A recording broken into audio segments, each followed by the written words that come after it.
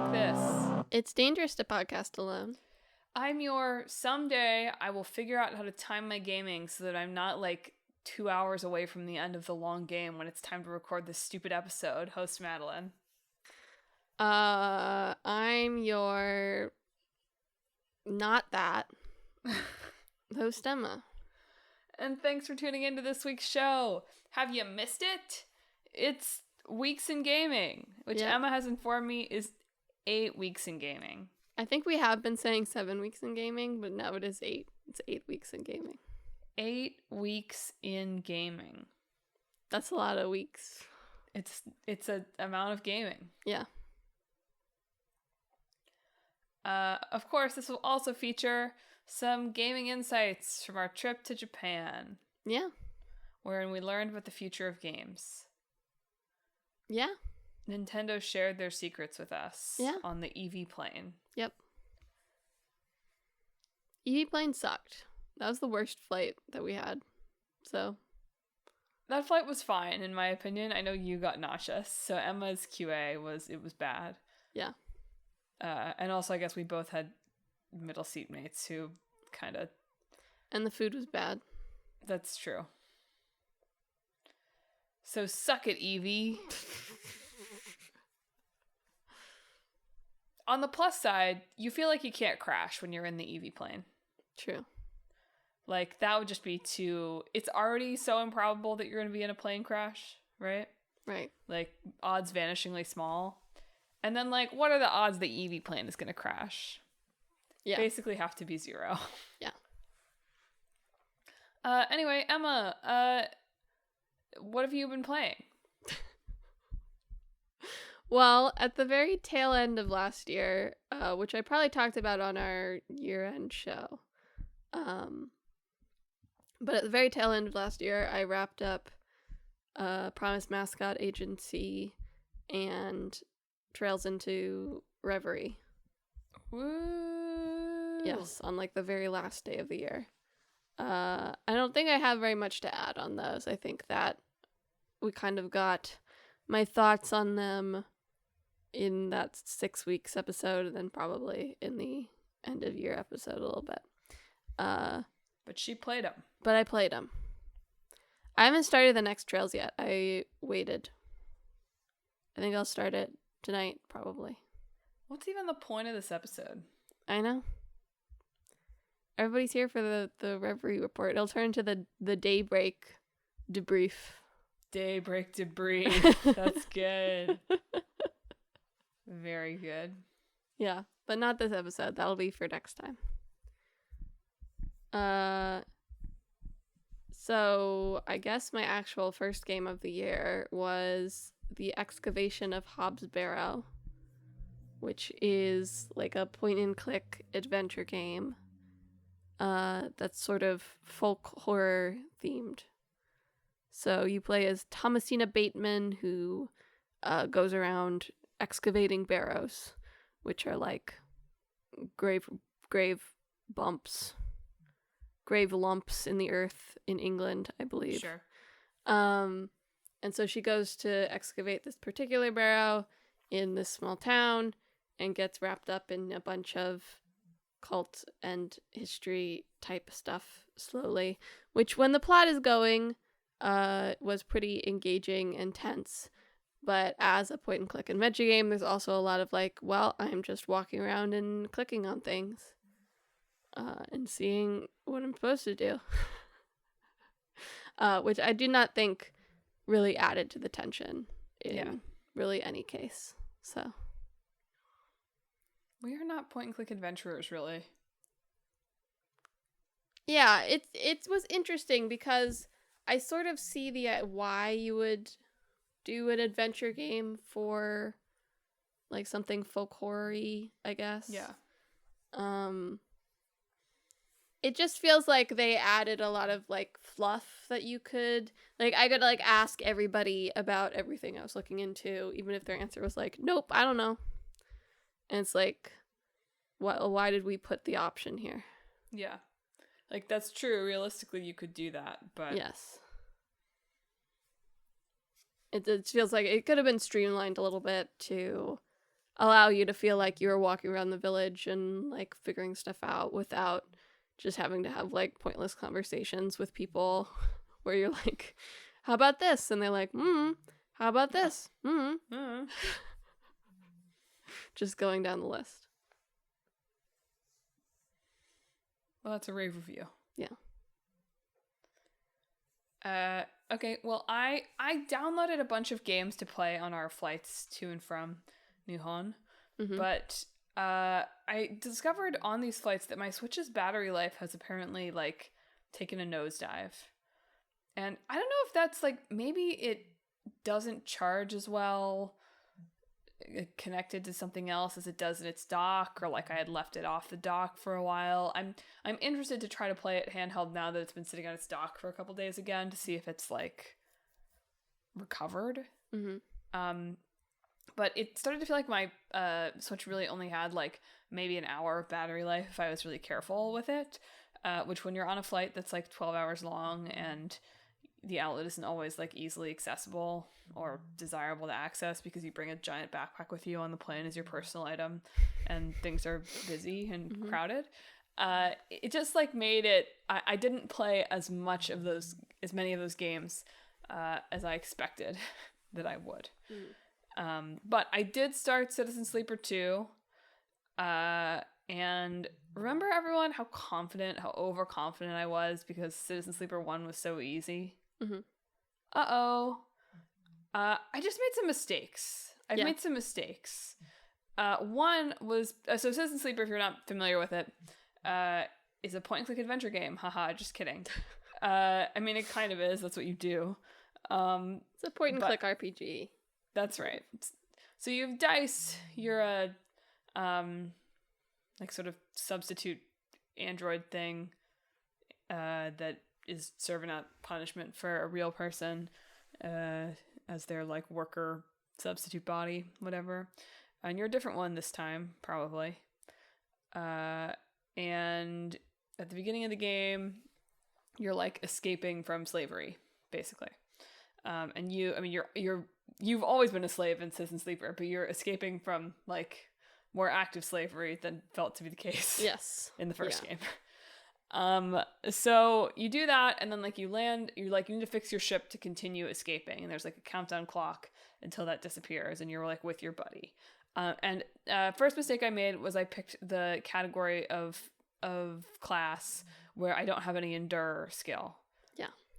Bad call. Yeah, I think I also had that issue at the beginning. All of the early skill checks are endure. Yeah. Like all of them, and your partners are bad at them too. Yeah. So, which I was like, this feels like I'm being unfairly punished early in the game for a choice that I had no idea would be so key. Sure. Like the skill I'm good at, engineer never comes up. Anyway, another dig. Why is the text still that small? Yeah. Could that not have been, that feels like something that could have been fixed. Anyway, you have a countdown of like a certain number of turns until they catch up to you and you have to run away and fix your engines. And in the beginning chapter, basically, you discover there's two ways you can make that happen. You can either raise enough money to buy the part, or you can help a guy with a mission. And being me and being overconfident about my skills, I thought I can do both of these contracts. Yeah.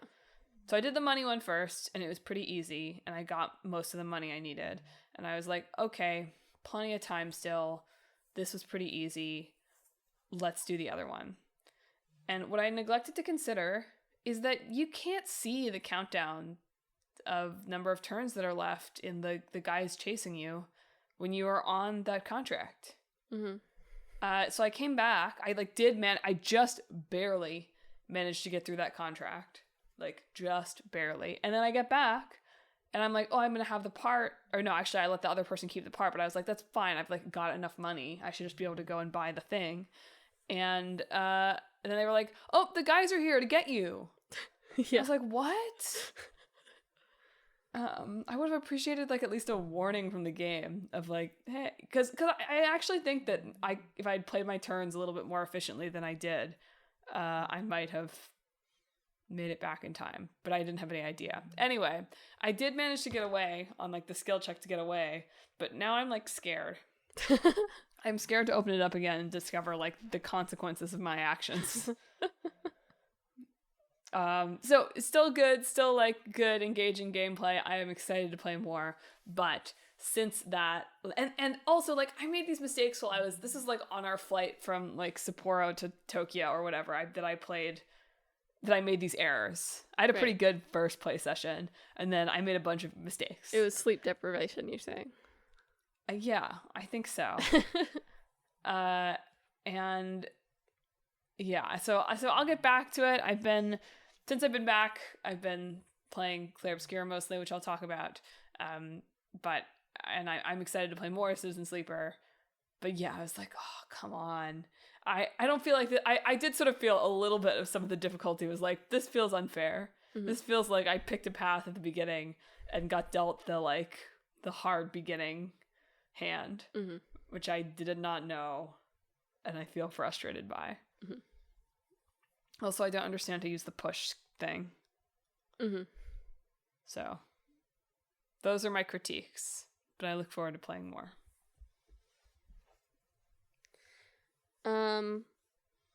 All right, another couple small games I finished before we left for our trip.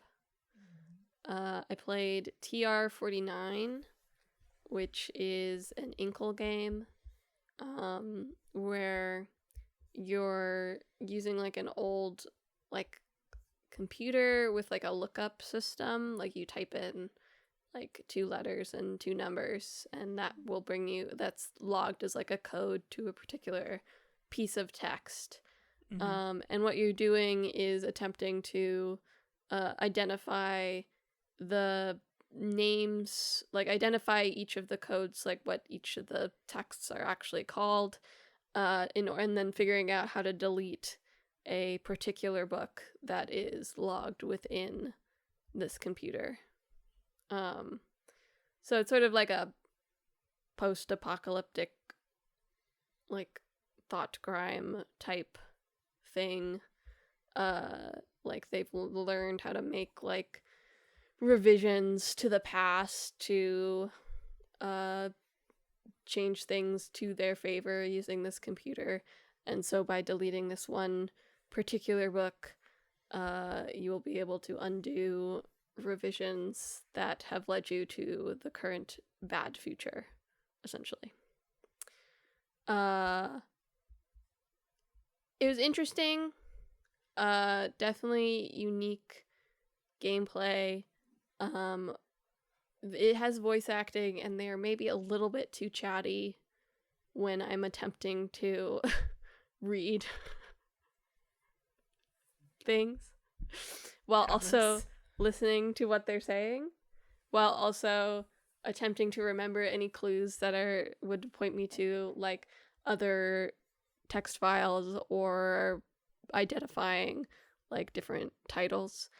It also taught me that like it takes a lot of notes for you.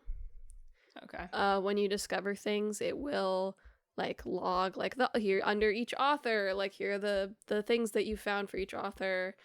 Here's the codes of the ones you know and don't know. Here's like little information that might lead you to other files. But then the last puzzle of like deleting the correct file, it has not taken the notes for you for that.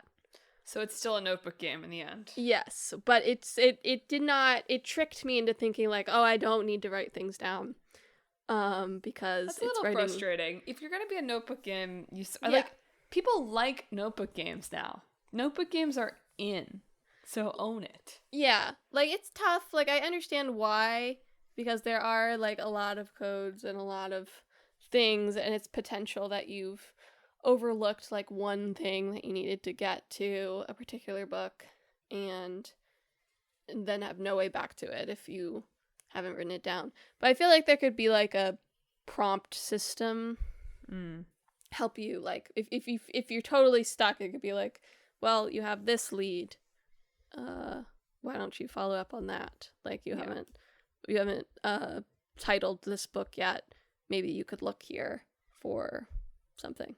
Instead of just taking all the notes and then at the very end being like, you didn't take notes, stupid. Yeah. Because I got to the end and I was like, oh, I remember this being in files, but I don't remember which file it was, and it doesn't have any notes for me in my notebook that would tell me. So I would just have to go through like all 50 permanent files to find out where they were. And I didn't want to do that, so I just looked it up. So really cool concept, an idea, and I like the idea of like looking up these codes and figuring out how to get from different pieces of text to another piece of text. You know, very librarian-y, I guess. Sure. But missing some stuff in execution. And the other small game I finished before leaving was Kimono Tea Time. Appropriate. What? Appropriate, I said. Yes.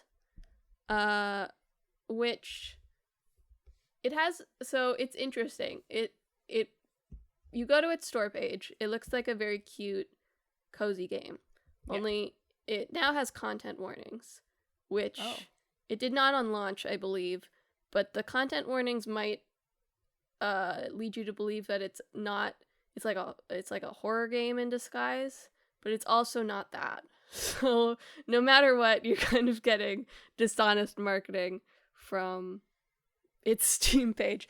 Anyway, it's a cozy game about end-of-life care, essentially. Oh, cozy. Which is it's like Spiritfarer. It's kind of like Spiritfarer, yeah. Which is super interesting because it's like you go into it and you're like, oh, this will like shed its sort of cozy veneer at some point and you know, lock in and be a game about death. And then you get into it and you're like, oh no, like this is specifically a cozy game about death in the way that we have cozy games about like labor and other things that suck. Interesting. Right? So it's very interesting of like it imagines a world where like death sucks, right? It's not attempting to say death doesn't suck, but it imagines a world and a place where death can be dignified and like prepared for and honored, right? In a way that even in the best circumstances, that's not necessarily the case. So essentially, the premise of this game, which you discover by sort of day 5 of it, is you are Tart. You're running a tea shop in a commune with your little sister, Macaron. Everybody around you is a kemonini, which is a type of animal person that's mostly human, but has like ears and potentially a tail. Except for Tart, who does not, you'll notice. And it becomes clear down the line that the kimonification is actually a disease that's taking hold of a lot of the world, where a human is slowly turning into an animal. And at a certain point, their body changes so much that their organs cannot support it anymore. And so they die. Oh, like Sharkheart. Have you read Sharkheart? I have not read Sharkheart. But why are you laughing? I don't know. Sharkheart is a funny name. That's why I'm laughing. Yeah. No, I've not read Sharkheart. But essentially, once you grow a tail, you know you have about a month left to live. You can have ears for any sort of length of time, but a tail means you're growing to the end. And if you look in your profiles, once you realize this, it'll say that Macaron grew a tail around the beginning of December, which this game starts in about mid-December. Uh-oh. And so you realize, oh, okay, we are running this tea shop as Macaron's dream, who is about, going to turn 13 in the new year, until it's the end of her life. And it's sort of about that and the other various Chemonini that live in the town, and they're approaching end of life as well. So there's a lot of, you make tea for people. I made some real awful cups of tea for people because I didn't have the right ingredients. You have conversations. It's very visual novelty.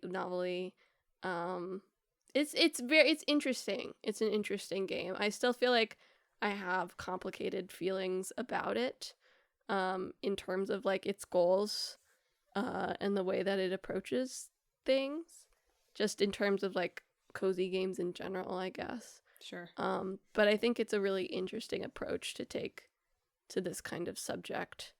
And not, it's sort of like a creating that safe space to explore things, right? Mm-hmm. That cozy games try to do. And approaching that to something that's quite serious and often quite emotionally devastating as well.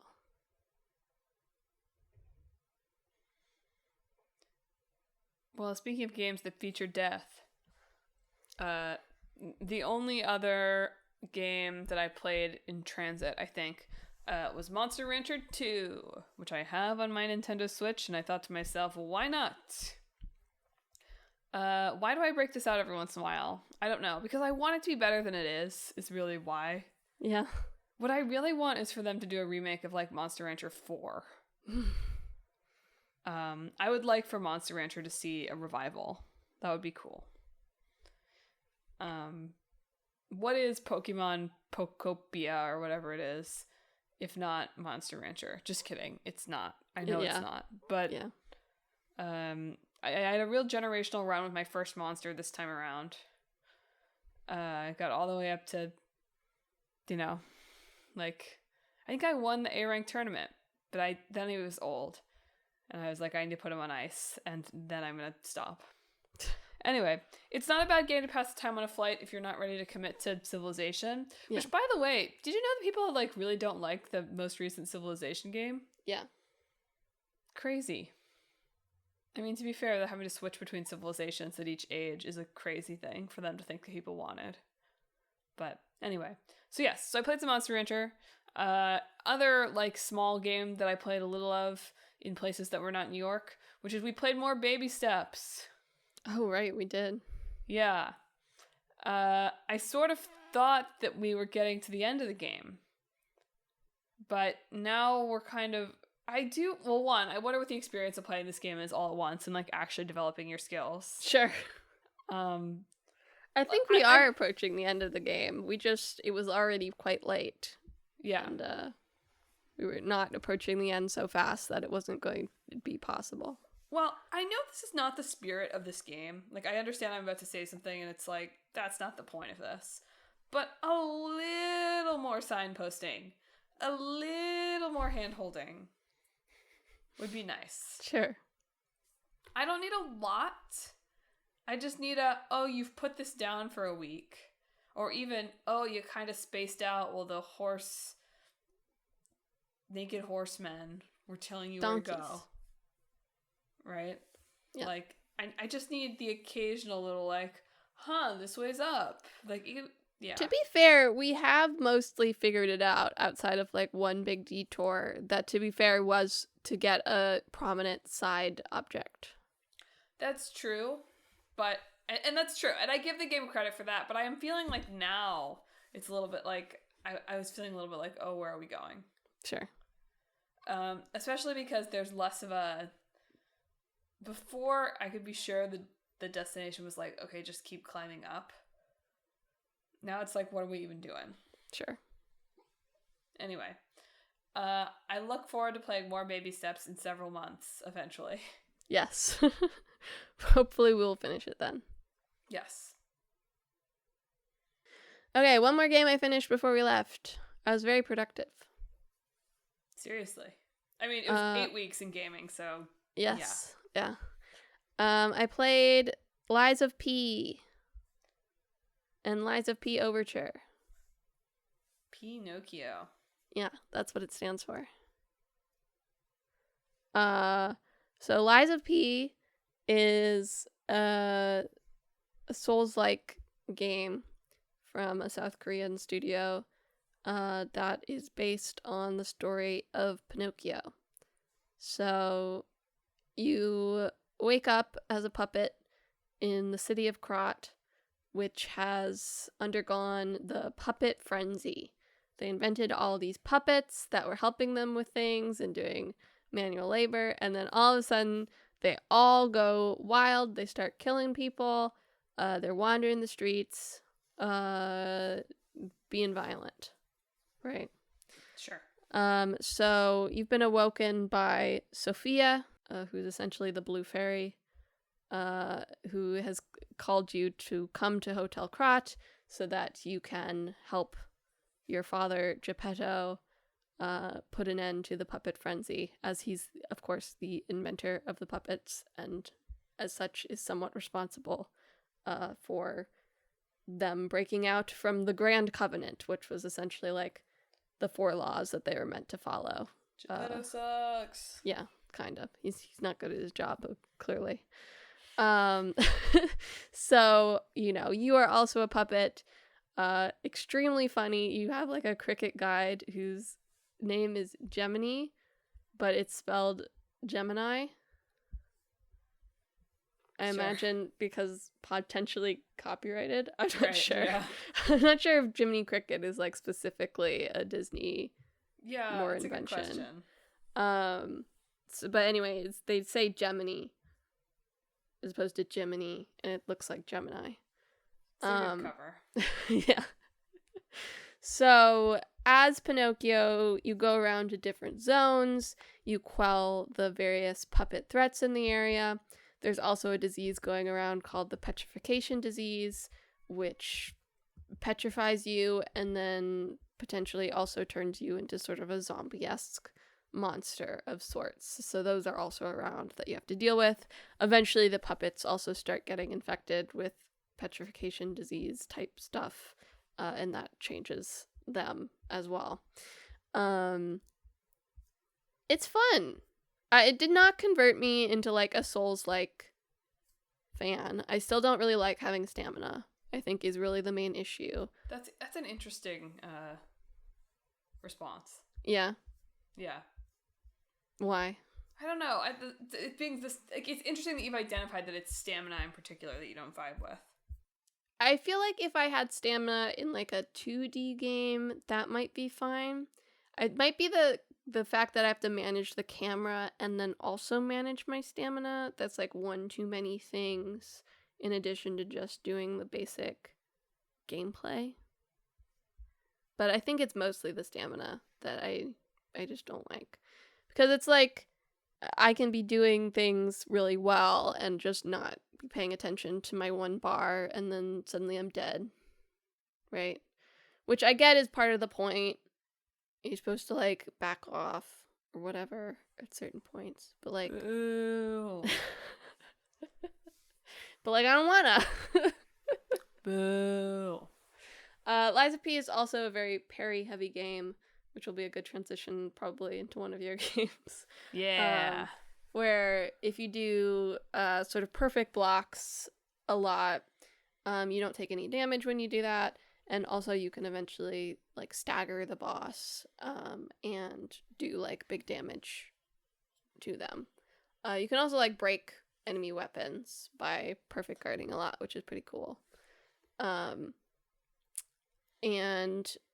there's also systems like the regular guard doesn't a chunk of it, what it takes off is recoverable if you then hit the boss enough, so that it very much encourages you to play like aggressively, which I think is a little different than like Dark Souls, where it encourages you to dodge roll a lot.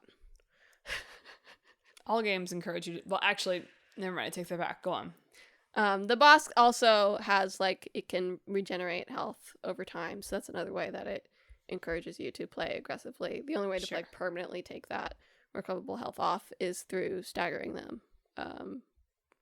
So again, also encouraging you to play aggressively.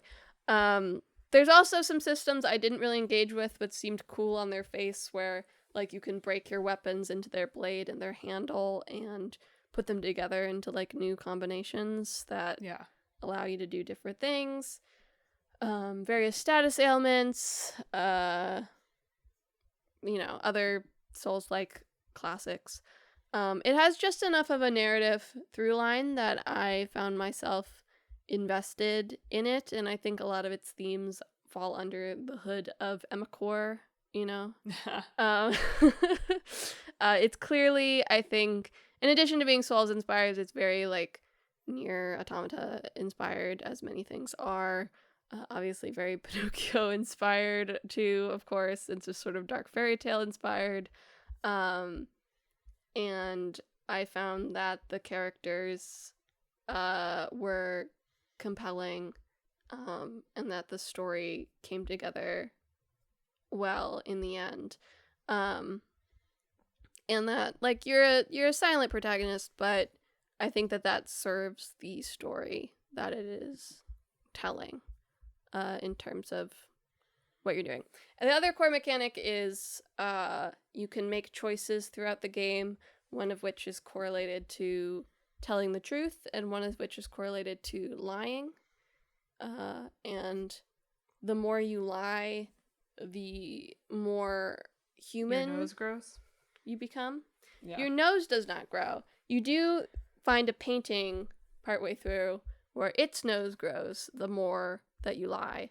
If you lie enough, it turns into a big weapon that you can pull out. Your hair grows to indicate how much you are lying. The hairy system. Yes. And then Overture is sort of like a semi-prequel to the game that I thought was very narratively strong. I thought I really had trouble with the camera in Overture in a way I didn't necessarily in the main game. There's one big crocodile boss that I did turn the difficulty all the way down for, because I was just like, I can't freaking see anything when I'm fighting this boss. Which it does have difficulty levels too, so it is slightly more beginner friendly in that way than some Souls games too. But anyway, I had a really good time with it. Next one apparently will be Wizard of Oz inspired, so that'll be fun. I think you mean Wicked inspired. Yes, you're right. Wicked inspired. Okay, well, speaking of parry systems, not speaking of dodging, by the way. Yeah. Yeah, I don't believe in dodging. Okay. Anyway, I have been making actual progress in Clair Obscur. For a while there, in late 2025, I had sort of despaired at making my way through this game.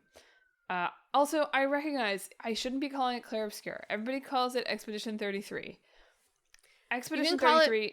Clair Obscur until they announce the next one, and then you'll have to clarify. Good one. Yeah. Here's the thing. Expedition 33 has no Riz. Sure. So we're going to stick with Clair Obscur. Mm-hmm. Yeah, it was just like not grabbing me. Like something about the gameplay wasn't clicking. And it was like one of those games that I start for the show and then it's like, oh man, like this is a 35-hour game. Like, sure. blah, I'm only 7 in.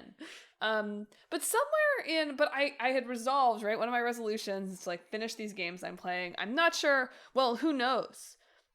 It's Sunday at noon, so the snow hasn't really started yet. Right. But am I going to be indoors for the foreseeable future? Maybe. So maybe I will actually, achieve my goal of finishing most of the games I already have going by the end of February. But independently of that, I probably won't quite get there. But I will finish Clair Obscur, maybe even today. Unfortunately, I did the thing I always do for the podcast, which is I didn't really realize I was getting that like close enough to the end to try for this until like a couple days ago when I was like, oh, I might be able to finish it. And then I'm like, Minoko literally was just like, you better be ready. We can't turn back from here. Sure. And that's where I stopped. I think you have been closer to the end on these episodes before than you are currently in Clair Obscur, for what it's worth. Sure. I mean, PlayStation says 81%. Mm-hmm. I believe that there's plenty more to go. I did just get the, oh, better be ready. Right, yeah. Dialogue, which leads me to believe that I am no more than, if I play some today and then I play some tomorrow, I will probably be done. Yeah. Anyway, it finally clicked into place for me, I guess, after, the loss of my boy. Sure. That's all I'll say. I still refuse to play as the Foretell girl. Okay. I don't really... She gets subbed into my party now sometimes when people die, right? Yeah. And she does seem to have powerful attacks, but because I haven't played as her the whole game, it's like too late now. Sure, that's fine. And I don't understand the sun and moon charges. That's fine, she's too far behind in levels, so I won't do it. But yeah, the gameplay is clicking for me better. I'm still not, I'm not so loving it that I'm like, oh, let me run around and do the side quests or anything like that. I will say the game vastly improved and I didn't even really realize I was going to get this by doing this, but I defeated one of the mimes or whatever at some point, and getting the mime outfit for Verso is just better. Yeah, it's true. It's so much better with him in the grimy Frenchman baguette outfit. It's not even in a funny way. I know that you understand the virtue of dressing your characters in a funny way. I want to give them props for, this is a ridiculous costume. He's dressed like all of them were at the Game Awards, but bloody, basically. Yeah. It's cool. Yeah. He just looks vibey in a weird way. And I'm like, oh, that's great, especially because I have not really dressed anyone else up. Yeah. I gave What's-Her-Face the big hair. Yeah. That's it. Yeah, I think I really liked the mime costumes you get, except I think that Ciel and Lune get, very garish red lipstick that I wish they didn't get. But other than that, I quite like them. I didn't unlock them for anyone else, I don't think. Mm-hmm. Which is fine with me. A few things about the game I'll say. So yeah, Clair Obscur known for its parry system, right? Mm-hmm. I don't believe in dodge. Not sure. If I'm gonna get it right, I should get it right. That's my philosophy. I tended to use dodge on ones where I just couldn't get it. I just die. Fair enough. I just die and play again. So there's that. I've grown a little fatigued with all of the menus. Yep. It's not even I got a little better at it once I realized that the Pictos also come with stat upgrades. Yeah. Which I didn't really clock for a while. I also didn't clock the stagger meter for a while. I thought it was just a random chance to break with those attacks. Yeah. But yeah, once I did that, I started to go, ooh, gotta catch them all energy. And I got into it for a while. But now there are too many. The numbers are too high. I really don't care about their abilities. They're all these abilities. I've given up on, their skill trees. None of them get skills that are so good or so much better than the system that they have that are working that it's worth, analyzing into all of those, unfortunately. So, it's a game that has a lot of, somewhat deep systems, which I am now totally done with. Yeah. And that I don't really feel I don't think I'm that good at this game. I think I'm fine at it. I'm not a Souls-like player, so my, Twitch reaction time or whatever, ability to parry correctly is not, well-honed. Right. And I'm not having inordinate difficulty. I had to fight this last Renoir fight. Maybe I had to try it half a dozen times. But that doesn't feel that crazy for what I am assuming is the pen ultimate boss or something like that here. Sure. And really, some of that comes down to randomness. I often have to retry when it's oh crap, on the very first attack, I failed to parry the boss vanishing someone in the party. Yeah, I really hate the vanish mechanic that he has. Because they just don't... If they came back eventually... Right. That would be fine. But they just don't. If he vanishes someone on the first turn, you just don't have a third party member. It just... For You the whole can still fight. win. It's just like... It just slows it down so much. Yeah. It's like, okay, like I guess I just have to do this at the same skill level for twice as long, basically. Yeah. Yes, I agree. Having discovered that a lot of the time when people get charmed, you can like shoot something and uncharm them was a game changer. And the vanish attacks are usually pretty easy to parry once you figure it out, but the consequences are so high. Yeah. Anyway, I'm enjoying it. Is the story doing that much for me at this point? No. They all seem really shocked, spoiler, that a member of their party has some kind of relationship to the paintress. But, like, that's been... It frustrates me in stories when things that are wildly obvious to the audience, like, almost right away, are then played as, like, a big reveal for the characters 15 hours later. Sure.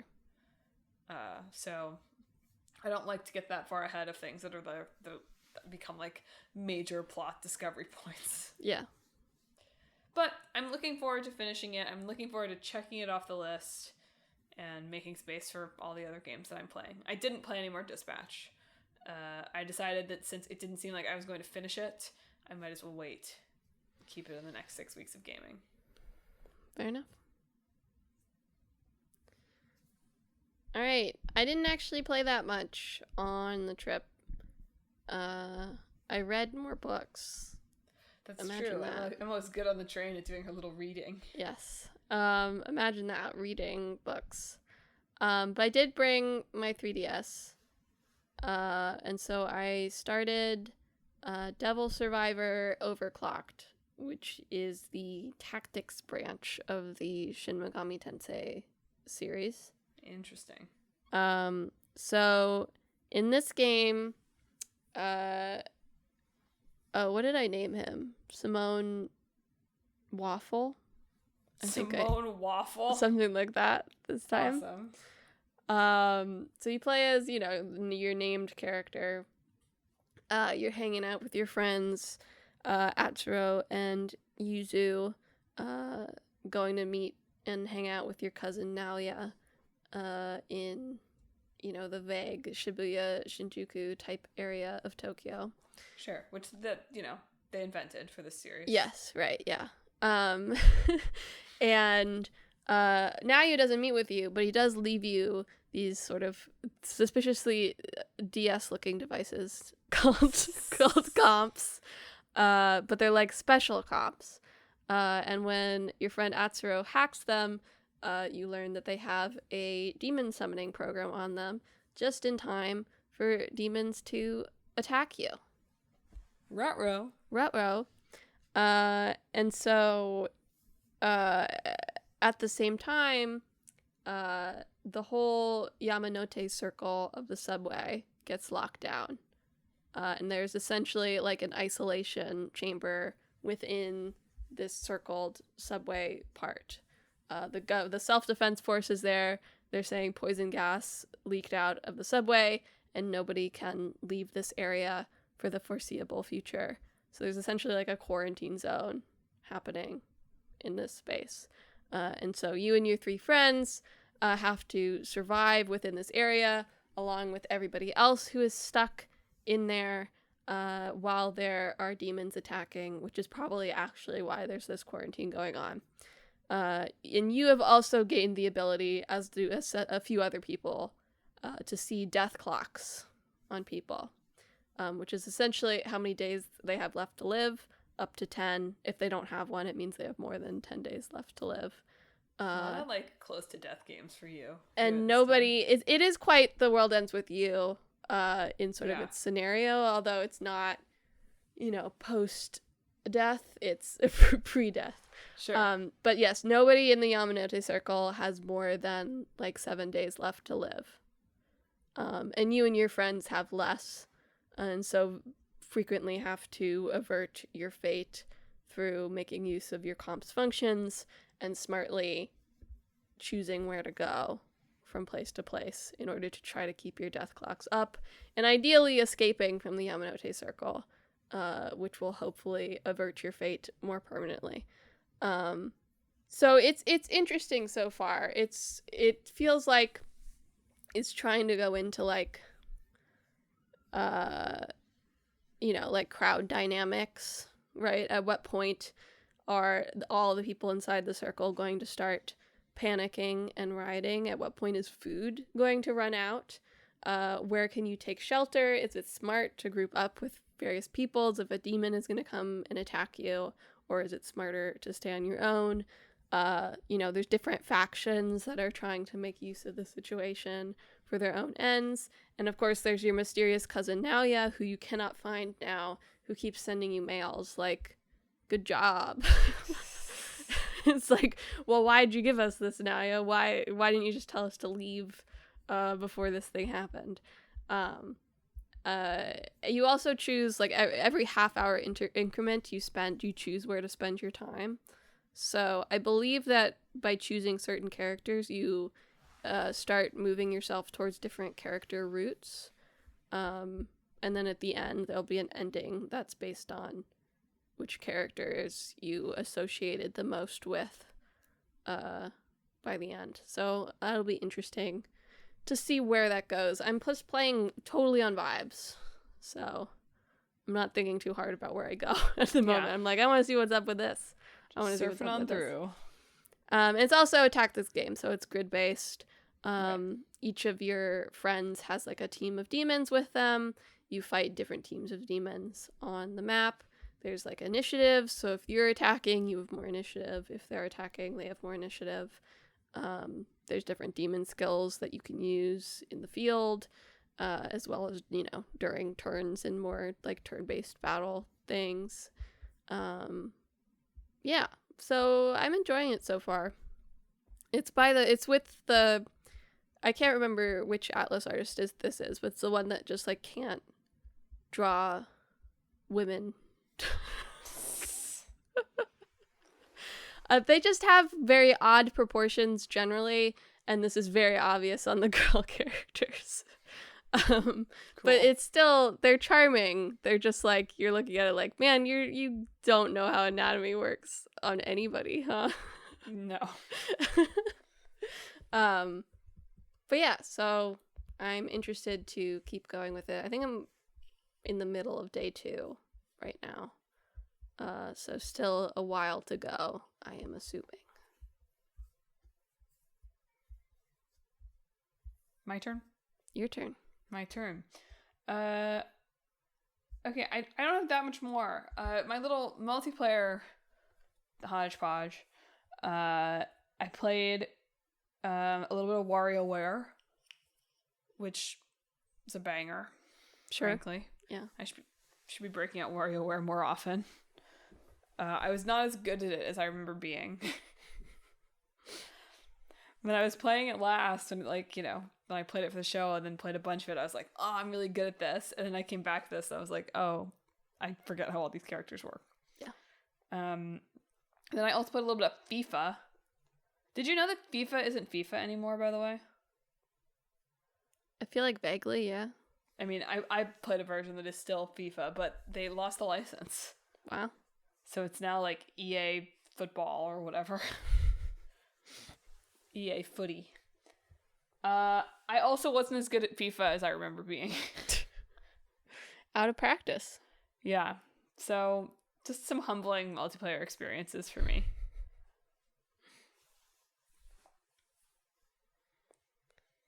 Still fun though. Yeah.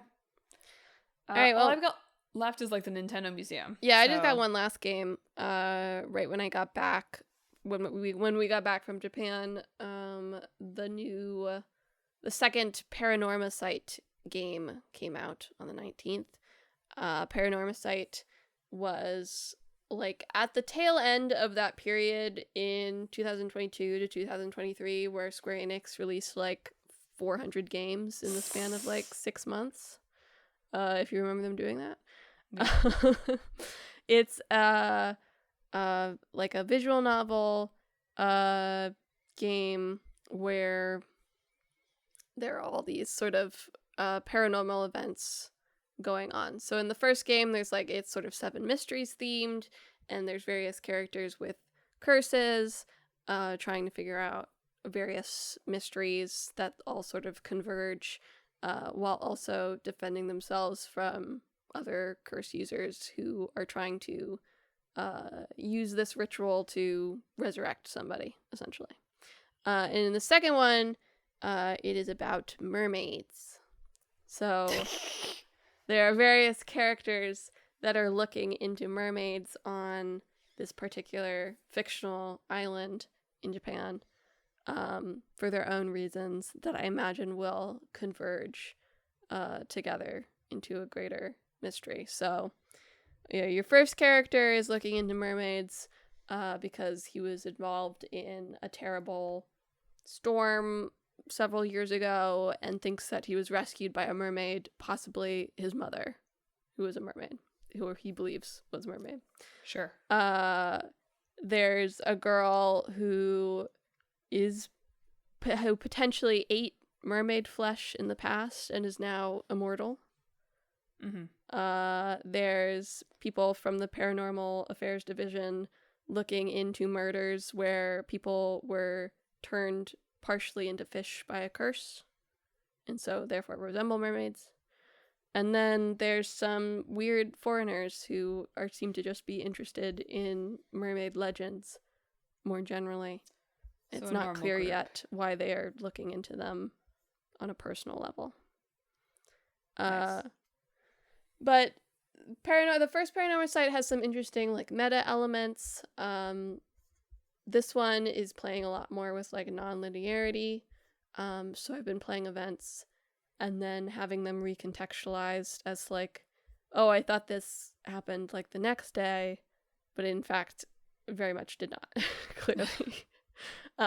So you sort of start seeing the timeline come together in a very sort of piecemeal order and watching that happen. I think I'm still like barely into the start of it at this point. But they're very beautiful games and sort of interesting and unique. I think a lot of people were very taken by the first one. I thought it was very fresh, but not like outstanding. But it was still something where when they announced the second one, I was like, yay, I'm so glad that they got to make another one, that Square did not cancel all of their small little projects. So look forward to updates on that. I'll probably finish it before next time. And finally, well, in Japan, Emma and I went to the Nintendo Museum. We did, yeah. Shout out to Emma's careful monitoring of the ticket Discord. Yeah, we got our tickets. We did not do the... What is it? What's the system called? It's a lottery, right? The lottery, draw. Yeah. I got stuck on auction for some reason, but they're not auctions. They're lotteries, yes. We got to post that. It was pretty fun. Yeah, it's like, to call it a museum is a little... They certainly do showcase all their different eras of Nintendo. Yes, that's true. And have artifacts of various different parts of Nintendo. I do wish they had a little bit more like development stuff. They did have like one section with prototypes. Yeah. And sort of a section of artwork for various series. But a lot of it was just like, okay, here's all the, Nintendo 64 games that came out and their regional box art. And here's like the different types of consoles and the paraphernalia that came out for it. And I wish it went a little bit more in depth into like, here was what we were doing when we were making this. Or featured some of their games more strongly or something. It felt very geared toward how do we create a museum-like experience wherein it doesn't matter what language you speak. And we don't want to work to accommodate multiple languages. Yeah. There's basically no descriptive text of anything anywhere. Yeah. But like a teeny little bit of like, oh, here's series that started on this, or here's challenges they tried to address through Or this like new design. features of the Yeah. console. Yeah. But overall, like that's what jumped out to me. I was like, oh, their goal in designing this was we want people to come to this from everywhere, even though it's in a really weird little Kyoto suburb. Yeah. Not weird, sorry, just like very normal little Kyoto Weird for suburb. a museum is what you mean. Yeah. Which I think it's on the site of some kind of like Nintendo office manufacturer. Like it's a building they already had, which I'm sure is why that's the case. But that was funny. It's also just like, man, the security we had to go through on that thing. It was like airport. It was airport security essentially.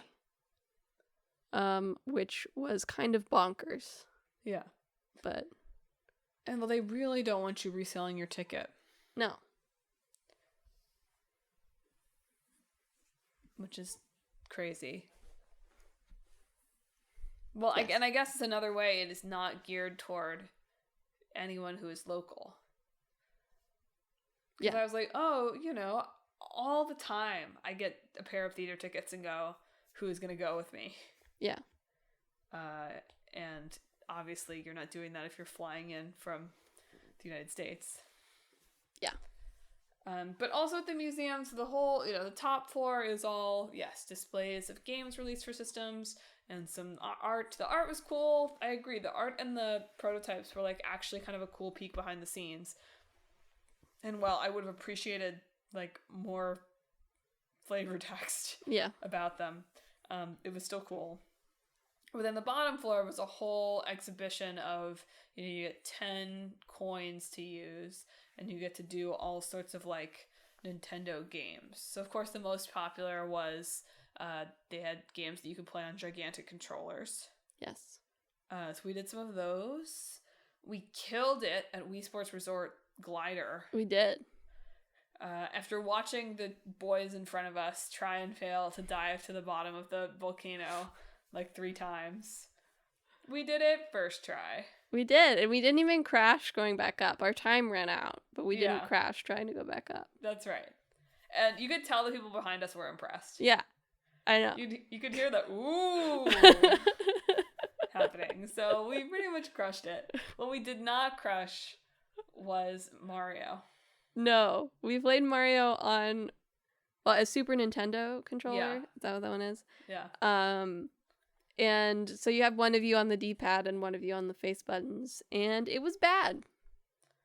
Did not go good. It was rated lower difficulty than Legend of Zelda, which was another one you could pick on that. I don't think that's true. I don't think that's true either. I think it's way harder to coordinate the, like, when do you press the button when you're not moving than you'd think. The Zelda is mostly like, you swing the sword. Yeah. And you have to get to the right place, but you only have to worry about swinging the sword. You don't have to worry about momentum. Exactly.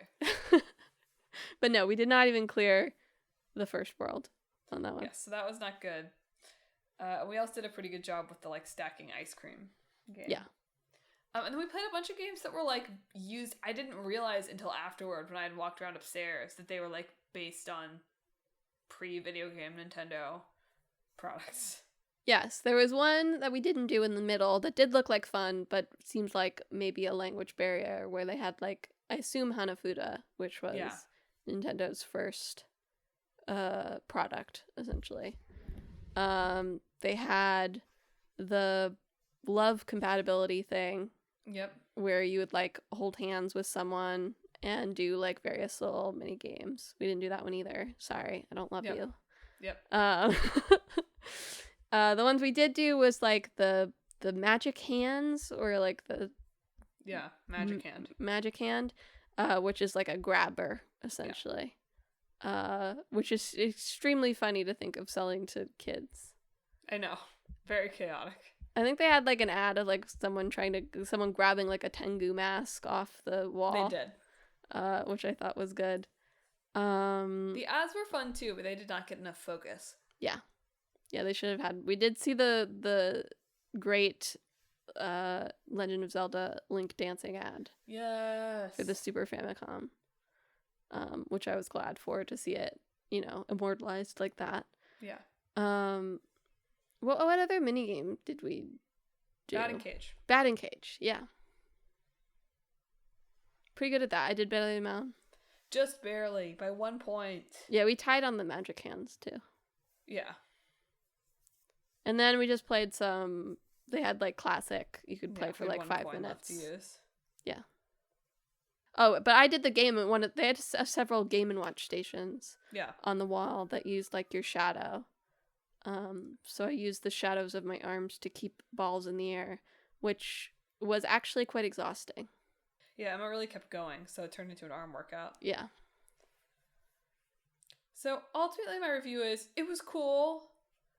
If you like tea, go to Uji and go to the museum. Like, It was a nice day. I can't imagine it being that fun with a kid. In my opinion. Well, you could they would be able, you could use your own coins on the kid, probably. That's true. Unless they don't let you do that, which would be very Nintendo of them. But, well, whatever. So you do that. That's fine. I hear you on that. But, like, the games were not that fun. Sure. Like, they were fun. I enjoyed them. It was sort of silly, whatever. But they weren't like, oh my god, amazing. Yeah. Fun. And, I mean, the museum part would not be interesting. Unless your kid's a real nerd. Yeah, like, the museum part was interesting for me as someone who has done this podcast with you for a decade. And so, like, even though I haven't played all of these games, I'm familiar with many of them. Yeah. And it was interesting to me as someone who has, like, lived through some of these console generations and done, like, episodes on console generation and whatever. But if you came to it and you were like, oh yeah, I love Pokemon and Legend of Zelda and Mario Kart, right? It's interesting. It's just so, like, Nintendo is such a family-oriented game company. For this museum to feel like it's not really it's targeted at adults. Yeah. It's interesting to me. I mean, even with the museum shop, it feels targeted at adults. Yeah. They had some fun things like oversized controller plushies, but even that feels like fun things for adults, right? You get your oversized Wii boat. Yeah. That's not really like a kid thing. Well, and what kid has a Wii? Yeah. Yeah. So yeah, like, hard to, like, it's just interesting. I'll be interested to see if they ever make any changes to it, or, like, I mean, they also have, you should probably be taking your kid to Nintendo USJ, World at USJ. Yeah. Yeah. But that's why I think it's so interesting, because it's like, oh, so easy for a parent who's doing that to be like, oh, of course, also we'll go to the Nintendo Museum. Yeah. Because you take kids to museums. Yeah. But this was not really kid-oriented. Yeah. So yeah, go if you're so inclined. Don't plan a trip around it. I don't think it was worth planning a trip around. No. Well, I think that's it for this week's 8-week episode of Talk This. It's dangerous to podcast alone. You also played Pac-Man very briefly. Yes, that's true. I didn't even really feel like that was worth mentioning, but I did Pac-Man. No, I played Pac-Man, but they had Pac-Man on display. Pac-Man. Yeah. Listeners, are you Pac-Man? If you were gonna have a Nintendo museum, what would you put in it, and how would you structure it, and what audience would you target it at? What flavor of game about death, imminent death, do you prefer? A lot of those on the show this week. If you like the show, if you have thoughts about any of this, hit us up on social media. We're on Facebook, Instagram, YouTube, and Blue Sky at Talk This Podcast. You can also visit our website, www.talkthispodcast.com, where you can read all about the show, check out the games in the hat, and read our blog. But most importantly, if you enjoy the show, you ought to subscribe. We're on Apple Podcasts, YouTube Podcasts, TuneIn, Spotify, Pandora Podcasts, online and on the app, Overcast, Pocket Casts, wherever you can find podcasts. Subscribe to Talk This. Like and review Talk This. Never miss an episode. I won't pretend for a moment that I remember what next week's games are, because I I don't know- even a little bit. I know the old game was Kodelka. Okay. I think the new game was Routine, That sounds right, that sounds right to me. but I will double check that, but I believe those are right. So look forward to those next week, and I guess to my side quest in 2 weeks. Yeah. Boy. Mm-hmm. Gotta come up with content. Boy. So that's it for this week's show. Thanks for tuning in. Emma, sign us off. This week, I hope that your turn in the batting cage is a good one.